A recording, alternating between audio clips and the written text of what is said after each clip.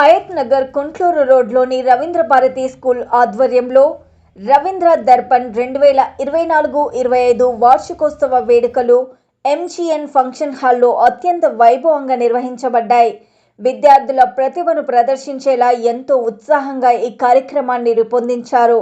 ఈ వేడుకలకు ముఖ్య అతిథులుగా హాజరైన రంగారెడ్డి కోర్టు న్యాయమూర్తి పి గోపిక నాగశ్రావ్య జ్యోతి ప్రజ్వలన చేసి కార్యక్రమాన్ని ఘనంగా ప్రారంభించారు.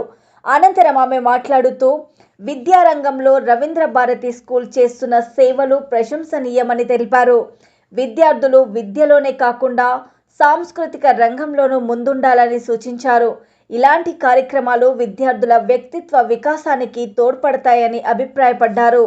ఈ కార్యక్రమంలో school MD chairman M Revanth, Praneeth, principal Pravalika, dean Pramila, dean Ravindra, DI Kranthi తదితరులు పాల్గొన్నారు. విద్యార్థులు ప్రదర్శించిన నృత్యాలు, గీతాలు, నాటికలు ప్రేక్షకులను మంత్రముగ్ధుల్ని చేశాయి. తల్లిదండ్రులు, ఉపాధ్యాయులు, విద్యార్థులు, సిబ్బంది పెద్ద సంఖ్యలో హాజరై వేడుకలను మరింత వైభవంగా జరిపారు. Evening we are glad to announce you that Ravindra Bharati is not only academics, we are good in all extracurricular activities also.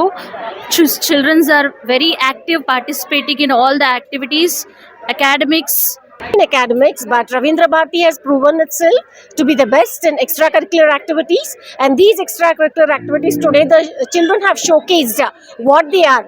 So they are good academicians. In the same way, they are perfectly fit for any type of dances or any type of activities which are being conducted. So this is a proud moment for us to announce that Ravindra Bharati excels in everything.